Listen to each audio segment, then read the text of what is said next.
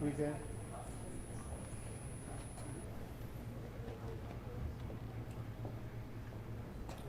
All right. Hey, good afternoon. Colonel Frank Pera from the U.S. Army Corps of Engineer, Baltimore District. I'm following up on yesterday's update as far as our progress on the wreckage recovery for this plane crash here at Reagan National.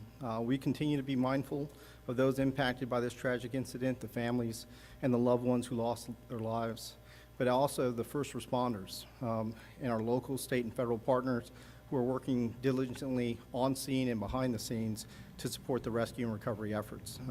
Yesterday, I provided some insight into our salvage operations, as well as the iterative cycle that we've used to make sure that we're doing that in close coordination with the Unified Command. Again, our process is committed to the dignified process for recovery of the remains for personnel and passengers of the flight. As part of today's operations, we did conduct some work stoppages associated with human remains. Assistant Fire Chief Steen can discuss those details further, but I do want to emphasize that should any remains be located, we have done and will continue to do an automatic work stoppage until the proper coordination with the appropriate authorities can be conducted. And today was a very successful day for the most part.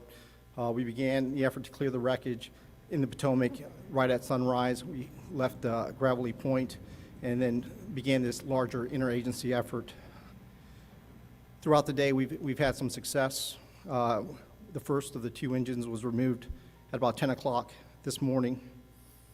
Shortly after that, about noon, we had the fuselage out of the water.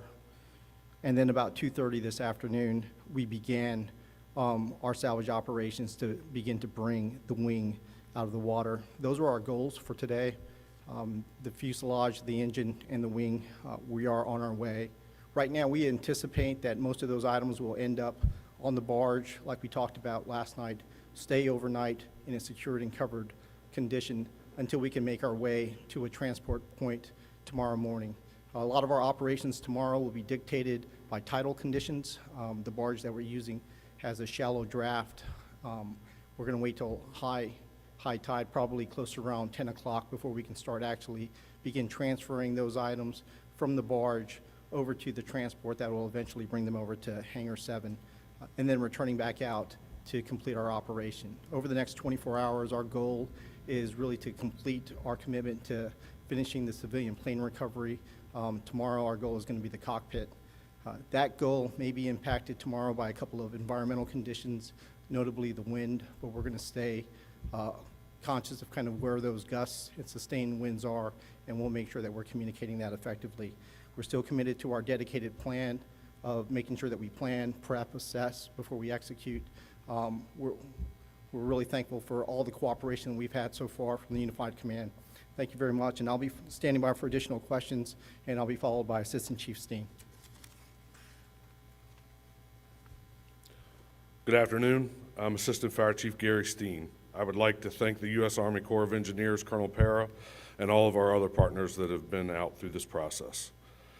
We'd like to now provide an update on the recovery of operations. Throughout the day, our police and fire crews, along with regional partners, have been working closely with the U.S.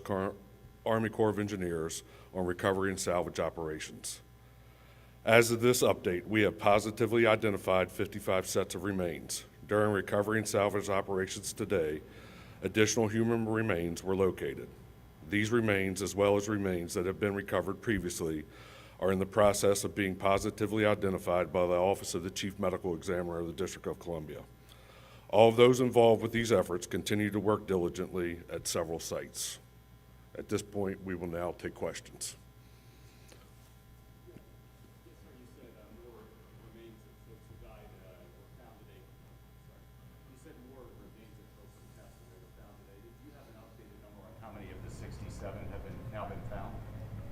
No, we're still at 55 positively identified.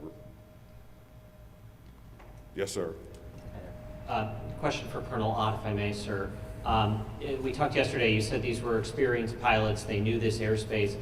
Is there any reason why Army helicopters would be flying above that 200-foot line as it appears in this case?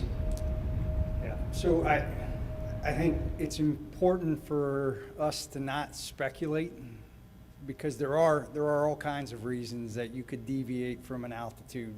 You know, something as simple as a flock of birds is in front of you, or you may deviate if you see something that's an obstacle or other threat to your flight. And so I would wait and caution everybody, let's just wait until the NTSB investigation. I know we all want answers. We want to know also, but all that should come out, and we should have a better picture once the cockpit data recorders and that are analyzed. Yep. Yes, sir. Skylar Henry, CBS News. I know you were talking about the timeline for the salvage operation. Are you still on track with that, given the success today? I know you said that there could potentially be some challenges tomorrow. Could that delay things, or? Yeah, so the question's about whether or not we're concerned about the timeline being delayed for our salvage operations. We do believe that we're on track. I think we were very successful today. Every day we set a goal for what we're trying to accomplish. Our goal for today was to get to the engine, the fuselage, and the wing, and we're going to be successful by the end of the day. Our goal for tomorrow, based on the reduced timeline and the environmental conditions, is the cockpit, and we equally think we're going to be successful. Yes, sir. Hey, Chief, Tom Costello with NBC News. Could you talk about the emotional toll that this must take on these divers who are in the water and trying to recover the remains of these victims, and do it, as you've said over and over again, in a dignified manner? But presumably you're dealing with children and parents and families. I'm just wondering what this does to the divers who are in the water. So the question was about the emotional toll that this takes on the divers and first responders, and even on all of our other partners, right? So this is tragic, right? And we've had peer support in place since the first hours of the incident to help provide that additional help that they need. And we will continue with that throughout the rest of their careers if necessary to provide them that support. But I mean, it is tragic, and everything imaginable that you can think of, right? That is what they're dealing with day in and day out. And we're going to continue to provide support to them. Yes, sir. Can you describe how you came up with this plan to strategically take out each of those elements as you just described? Yeah, so, the process that we do, and this is, typical for most salvage operations, is to ensure that you understand the environment. So there is a series of iterative events that kind of inform the dive and salvage process. First, like we said, is a wide area scan that gets us down to a localized area. Once we get to that localized area and we're at the wreckage, there's a dive survey that really kind of informs the conditions at that point, and we have to understand the structure to inform the next part, which is the salvage plan. The salvage plan is really the execution of kind of how we're going to lift that day. Now, the only change to any of that is the process that we're doing that addresses the human remains that we talked about before. And we've worked that in painstaking detail with the entire interagency, and as well as all of our partners within the Unified Command.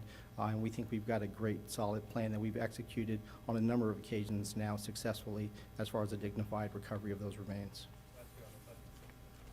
Yes, ma'am. Yes, in previous briefings, it was said that in order to recover the rest of the victims, it would require the removal of the wreckage. Is it still believed that the remaining remains, the remaining bodies, are within the wreckage at this point? I believe that is accurate, yes. Yes, ma'am, right here.